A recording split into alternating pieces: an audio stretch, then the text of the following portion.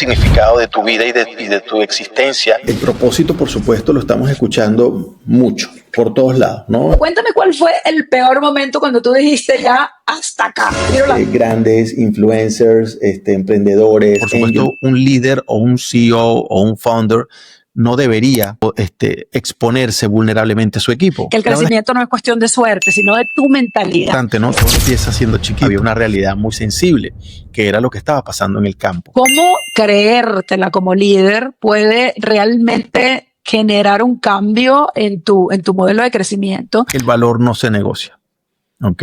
Esos son...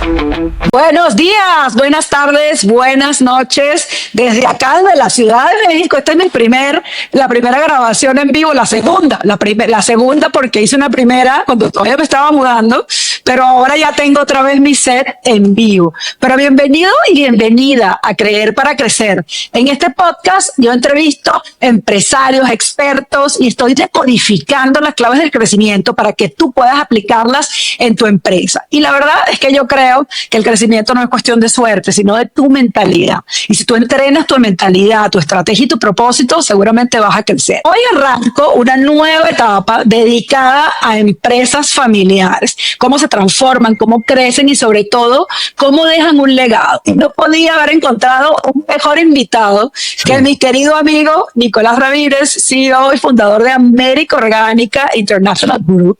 Es una startup que empezó chiquita, pero ha ido escalando. Y en este episodio vamos a descubrir los secretos de la resiliencia, cómo levantar inversión, cuáles han sido esos momentos difíciles de este emprendimiento, cómo elegir a tus socios estratégicos, porque esto es un temazo, y sobre todo, cómo puedes escalar tu empresa en Latinoamérica. Y tengo un invitado súper especial. 30 años en negocios, consultoría, 18 en mercados financieros, dedicado absolutamente a construir una empresa con legado y con propósito. América Orgánica, una empresa pionera en alimentos libres de gluten y sobre todo con un impacto social extraordinario, hecho con granos andinos y conecta productores locales con el mundo. Y quédate hasta el final, porque esto se pone bueno, las preguntas impertinentes van de última.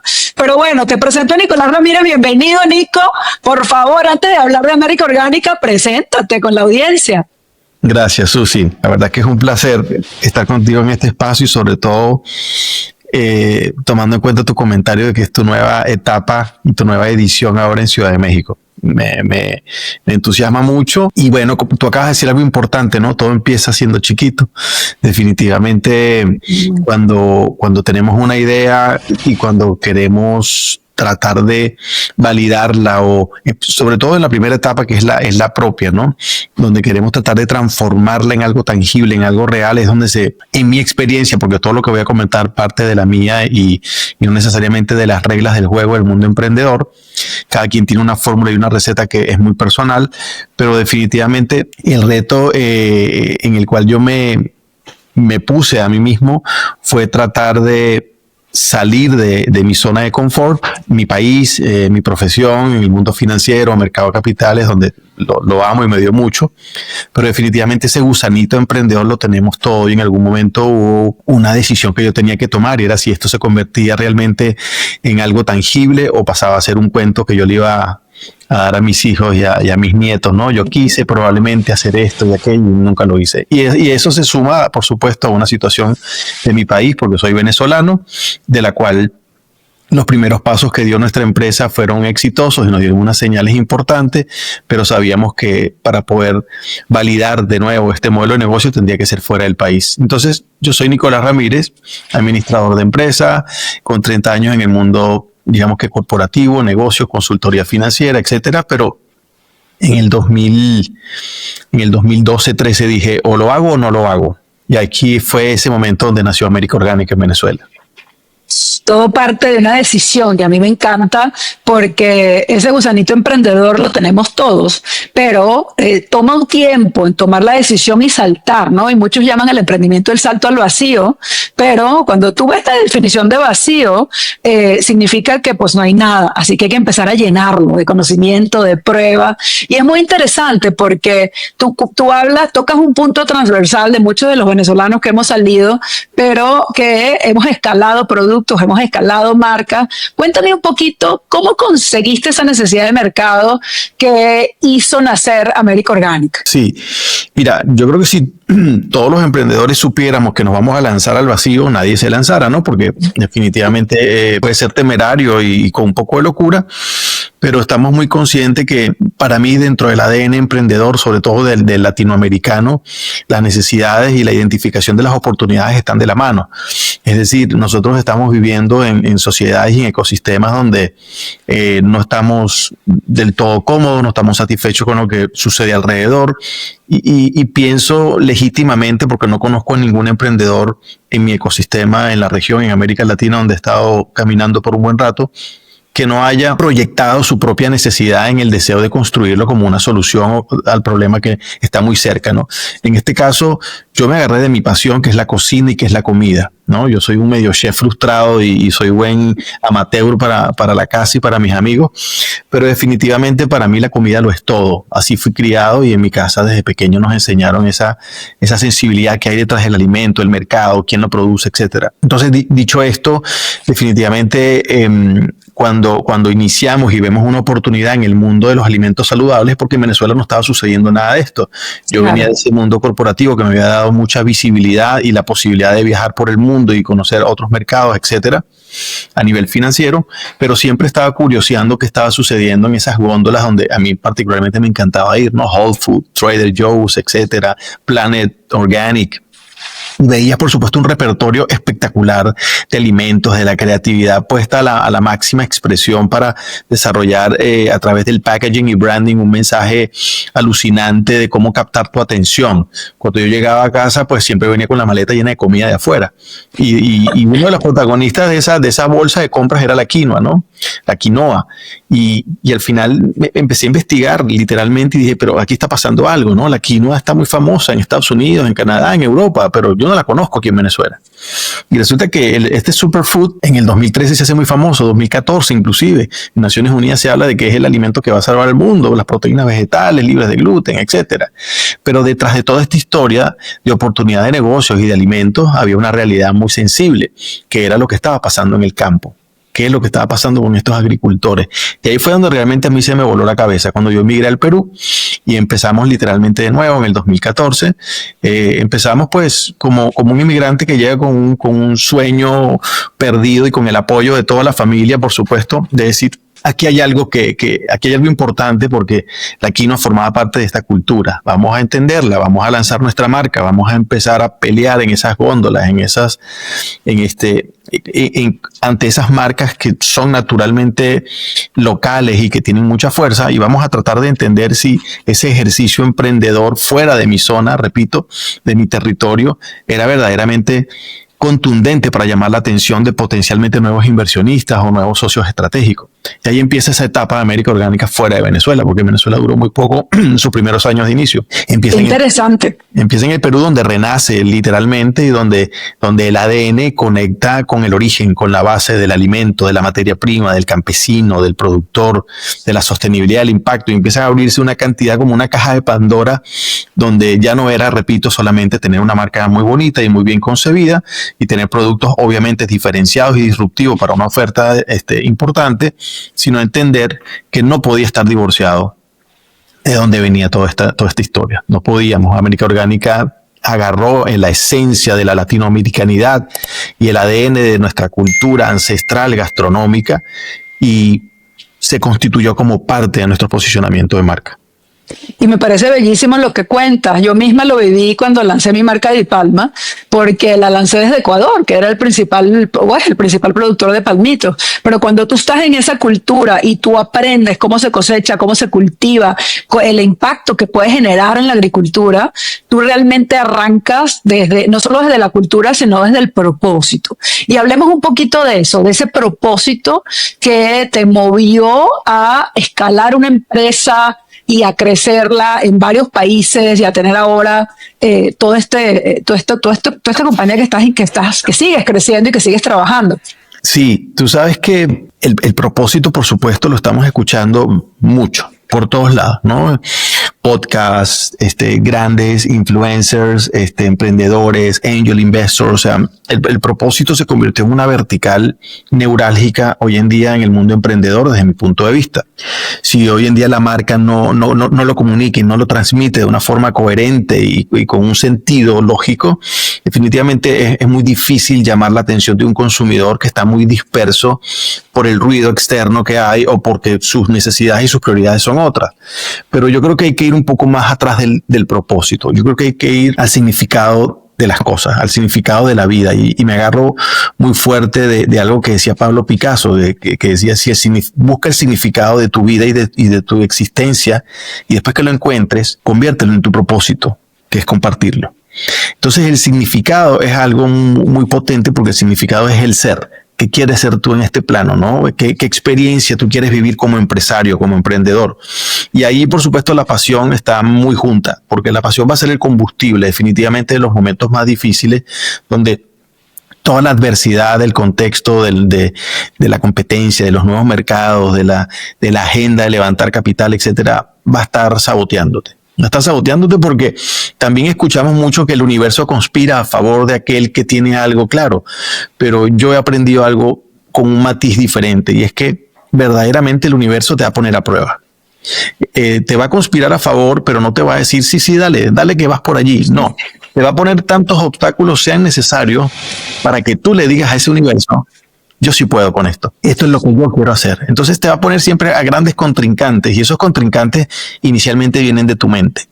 Yo creo fielmente que el emprendimiento es particularmente un autodescubrimiento de cada uno de quienes están detrás de ellos, porque no te imaginas por dónde va a reventar la cuerda. Probablemente sea por algo muy íntimo, muy de pequeño como ser humano, y hay que entender por qué ese día tú dijiste: yo voy a crear esto, yo voy a hacer esto. Cuando empiezas a atar cabos, el emprendimiento es quien te va a dar las herramientas necesarias, y las herramientas son adversas en muchos de los casos, para darte cuenta que a ti nada te va a detener. Nada te va a detener. Y déjame regresarme a eso que hablaste de las adversidades y las barreras.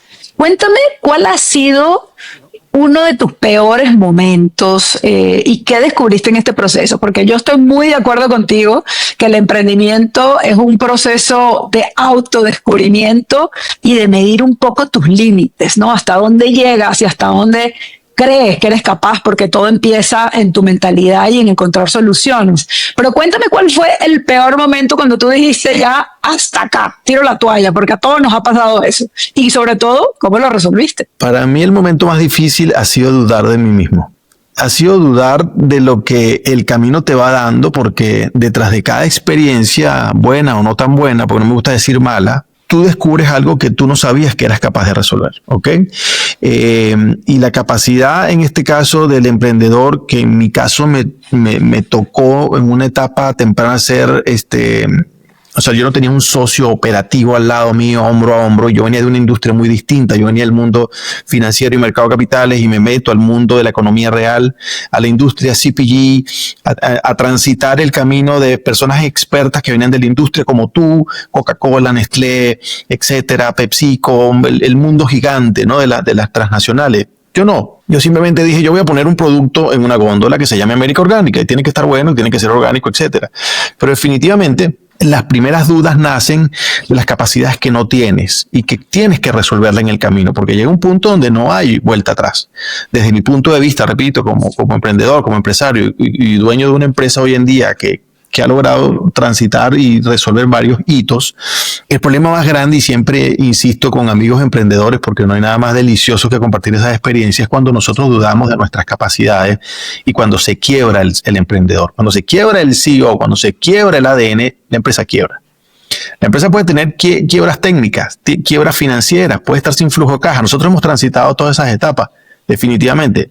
Y me enorgullecen, obviamente, tener a ese equipo a mi lado, incondicional, literalmente, en el cual nos hemos retroalimentado dentro de los momentos más difíciles de todos para entender dónde está el problema y cómo lo vamos a solucionar. Pero la duda de si tú verdaderamente estás capacitado es el enemigo interno, ¿no? Es el enemigo que te va a socavar la confianza y te va a poner en un punto de vulnerabilidad donde a través de ella puedes descubrir muchas cosas. Por supuesto, un líder o un CEO o un founder no debería exponerse vulnerablemente a su equipo. La verdad es que yo lo hice y en los momentos más difíciles fueron ellos los que me dijeron: confiamos en que tú vas a dar las instrucciones o confiamos que entre todos lo vamos a resolver. Entonces allí entra como una inyección muy poderosa de confianza, porque es parte de la cosecha, es parte de lo que tú vienes haciendo. Construir una empresa es construir un ser viviente, es un ser orgánico, es un ser que tiene brazos, que tiene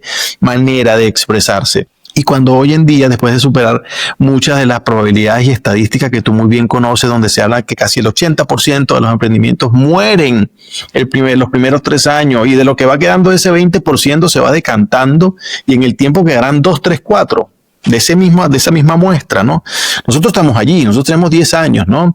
12 años por aquí, volvimos a empezar de cero, quítale uno más o agrégale otro, pero son 10 años, de los cuales 9 años han sido de batalla constante, y en nuestro panorama y en el de nadie estaba dibujado una pandemia, que para mí la pandemia fue una situación muy crítica a nivel personal y a nivel empresarial. Nadie se imaginaba, eso no estaba planificado ni para los más grandes ni para los más chicos. La pandemia fue un momento importante para, en introspectiva, revisar tu modelo de negocio y sobre todo tus capacidades, y volverte a preguntar hasta dónde estás dispuesto a llegar.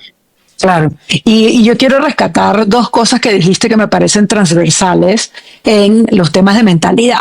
La primera es cómo creértela como líder puede realmente generar un cambio en tu modelo de crecimiento, pero cómo también esa vulnerabilidad y esa apertura que tú has tenido con tu equipo, y que hay liderazgos ya hoy en día que tienen esa vulnerabilidad, y esto es parte del día a día, porque nos hace más seres humanos, nos hace conectar con otras personas, y entonces tienes una mentalidad y un trabajo en equipo que capitaliza y que multiplica ese resultado. Entonces me parece maravilloso, porque los imprevistos van a pasar, ¿no? En la vida, en las empresas, nadie esperaba el COVID, nadie, y hubo quien tomó ventaja, hubo quien no, pero cambios en la vida vamos a tener siempre. Pero yo quiero también hablar de algo, Nicolás, y es del impacto social, del impacto que tú tienes en los agricultores.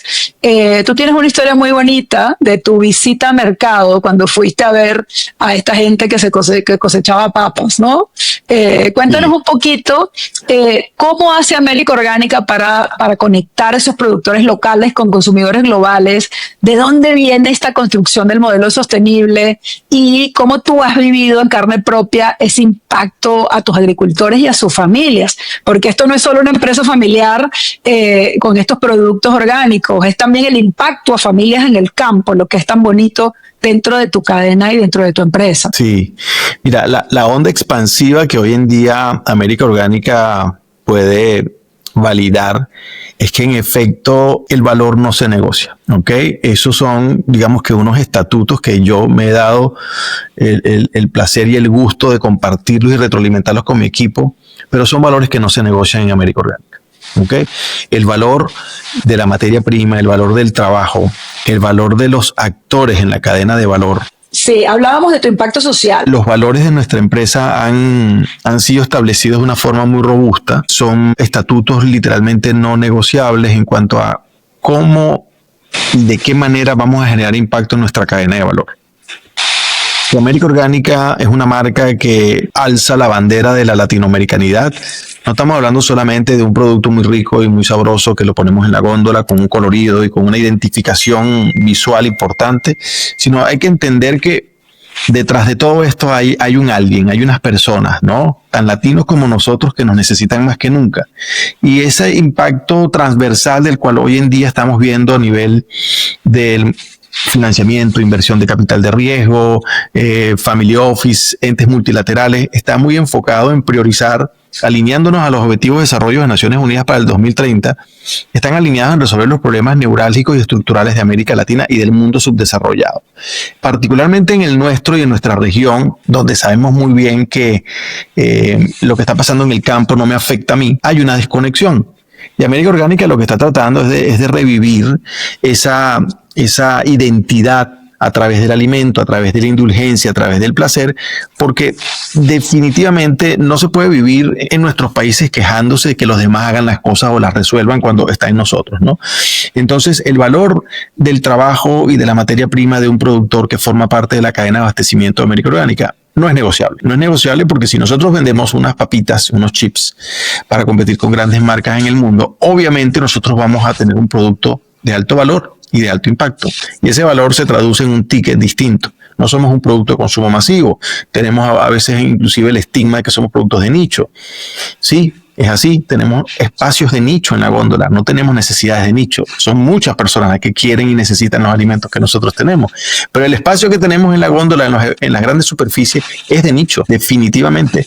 Entonces, imagínate tú el reto que tienen marcas emergentes como nosotros en la industria de CPG, proponer un modelo de negocio rentable que está generando una disrupción en una oferta de una categoría de alimentos de consumo masivo y por otro lado no suelta de la otra mano el impacto que le queremos generar a todo aquello que hace posible que ese producto llegue a la cadena de valor. Eso toma mucho tiempo, eso toma recursos, modelos de negocios que definitivamente no dan los resultados como se esperan, porque tiene que ser un capital un poco más paciente. Tiene que ser un capital que tiene que entender que lo que estamos nosotros literalmente es cambiando status quo, hábitos alimenticios, pero estamos librando una batalla absolutamente desigual con condiciones muy distintas a la que hoy en día se enfrenta un emprendedor o una marca emprendedora en un espacio donde literalmente no hay un centímetro cuadrado que no tenga una marca potente con un presupuesto millonario para llamar la atención del consumidor.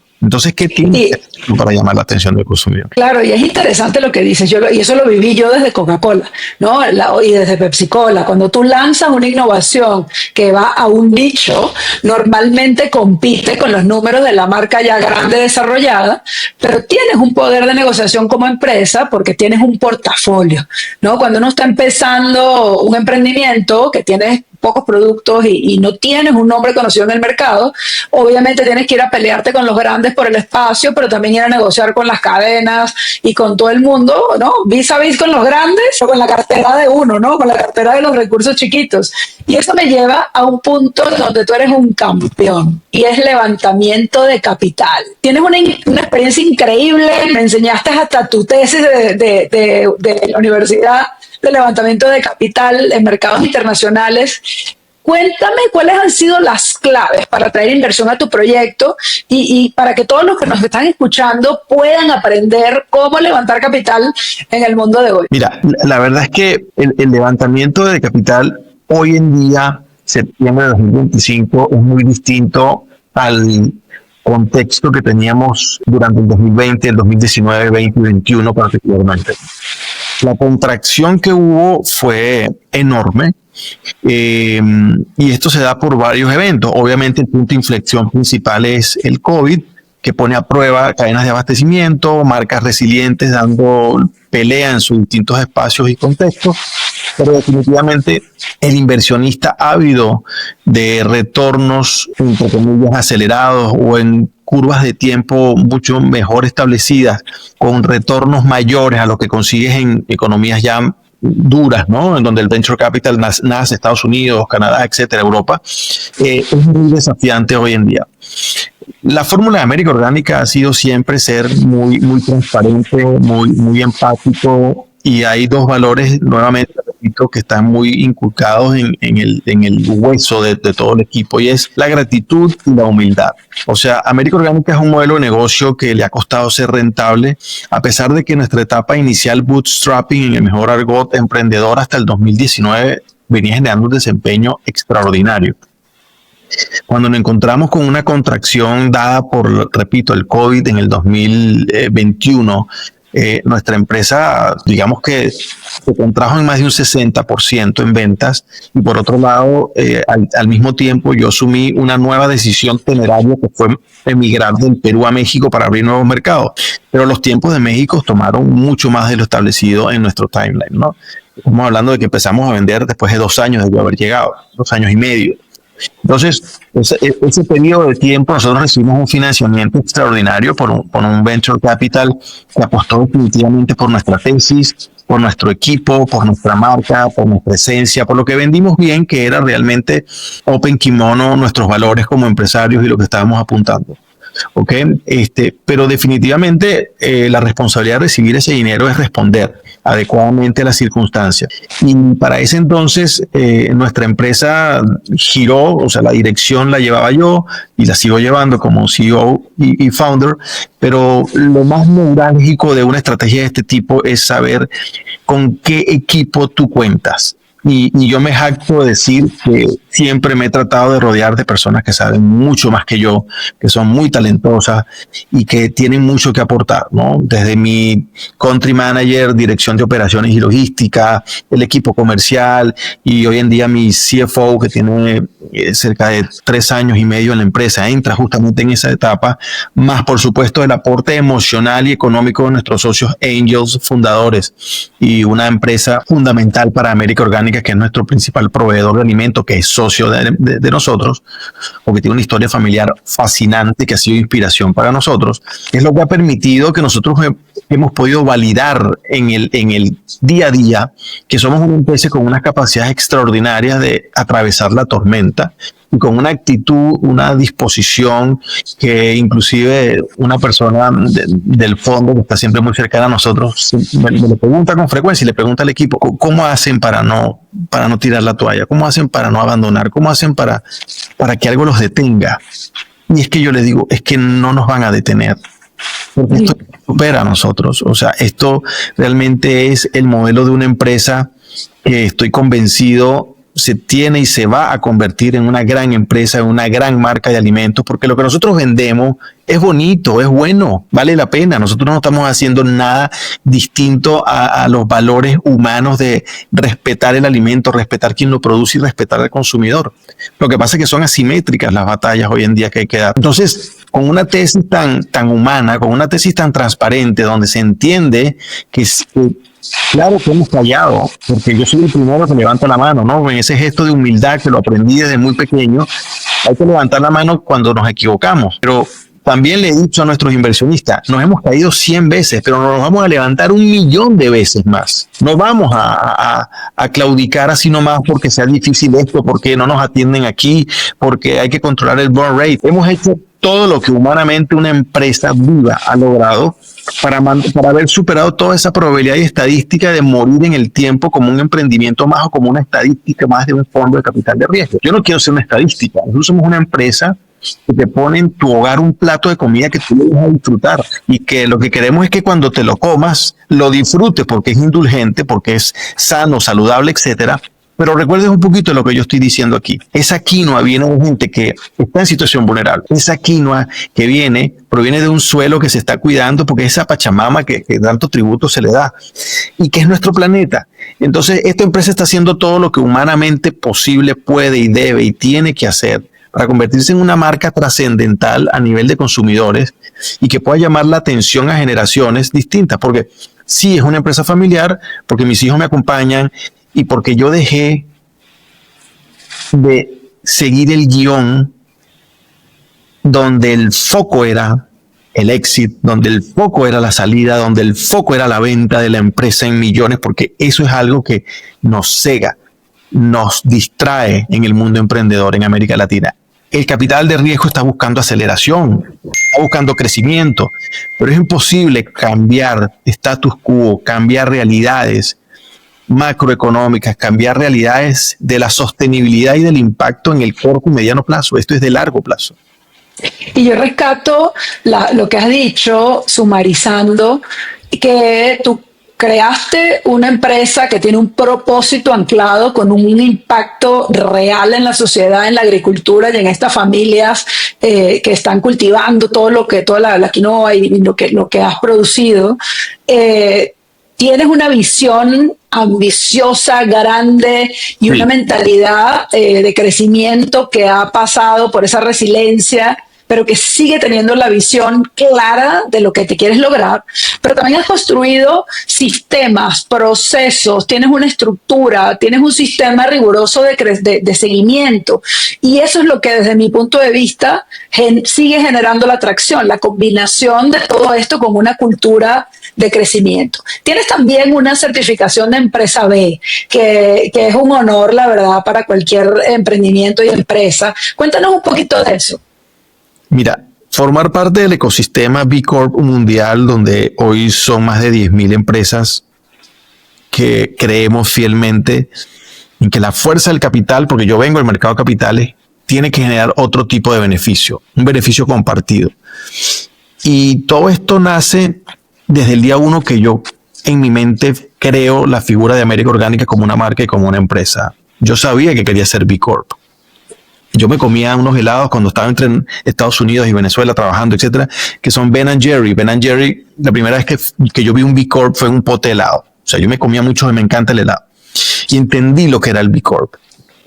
Y cuando llegué al Perú, yo dije, yo me voy a certificar. Nosotros fuimos una empresa, somos una empresa B Corp certificada a través de B-Lab Perú en el ecosistema de emprendedor, del cual somos muy activistas y muy pro emprendimiento de impacto con certificaciones, porque definitivamente estoy convencido, primero, que no tenemos plan B, no tenemos planeta B, no tenemos dónde salir corriendo.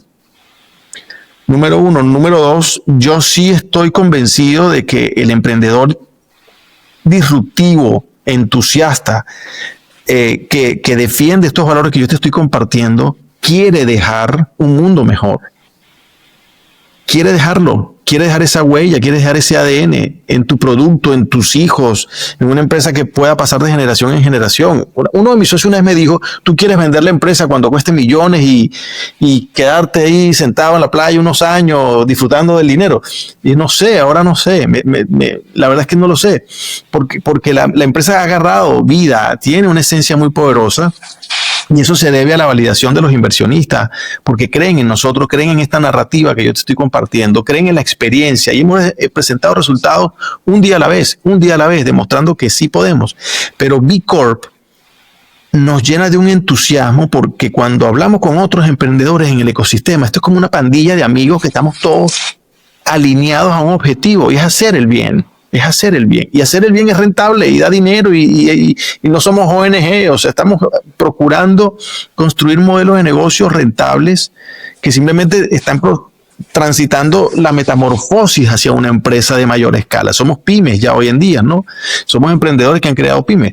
Pero definitivamente el movimiento B Corp, soy un advocate lo defiendo a capa y espada, porque lo que yo he visto adentro me ha retroalimentado, me ha dado fuerzas para seguir adelante, y he visto también las discusiones y las diatribas que se han generado entre las grandes empresas y los emprendedores que forman parte del ecosistema B Corp, porque tienen ventajas y desventajas en ese sentido. O las polémicas que se han desatado entre ver como empresas muy grandes como Nescafé, que se hace B Corp, o Danone, que se hace B Corp, cuando empresas chiquititas como nosotros y otros amigos por aquí y por allá están dando la batalla por la sostenibilidad, por el medio ambiente, por el reciclaje, por la huella de carbono, por la agricultura regenerativa, por la mitigación de la pobreza, por la igualdad de género, por el derecho al trabajo justo, por el derecho al valor. Tú dices, wow, pero si yo estoy combatiendo con ellos en la góndola, ahora ellos son B Corp también.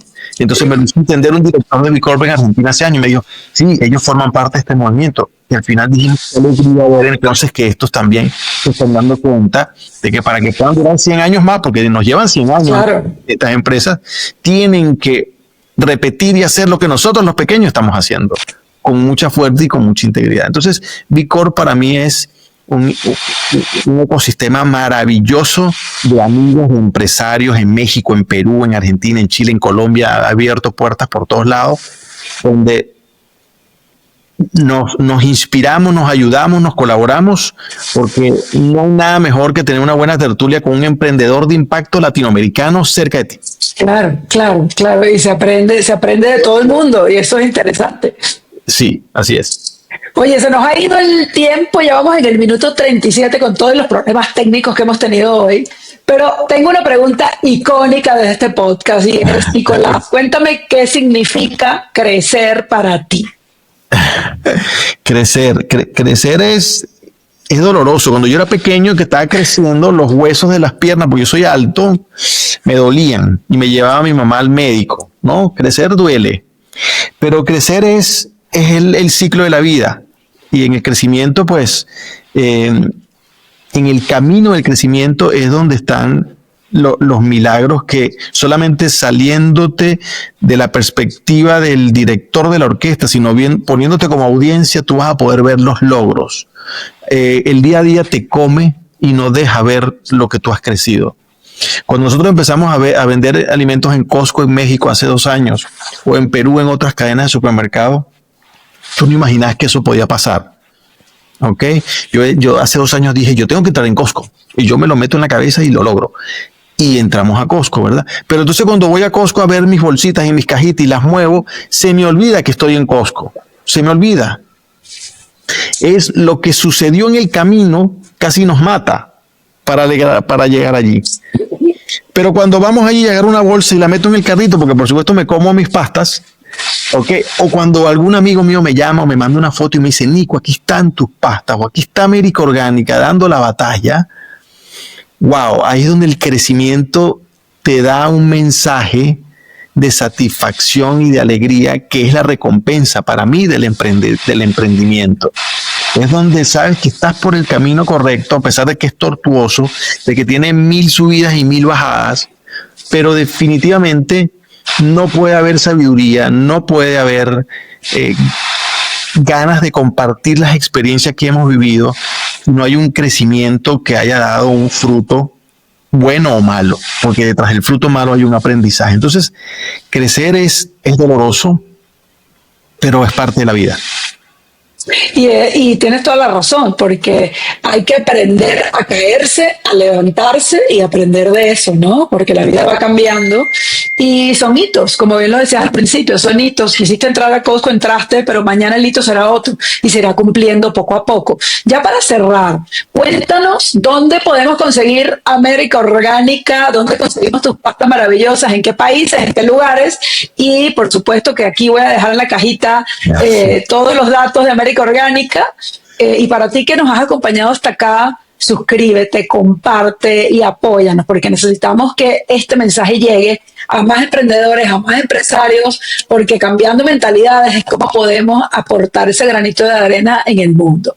Pero Nico, cuéntanos dónde te conseguimos. Y hoy en día tenemos presencia en Perú, tenemos presencia en México, tuvimos una presencia en Chile, pero la pandemia no nos permitió avanzar literalmente, y las circunstancias en ese momento de la empresa.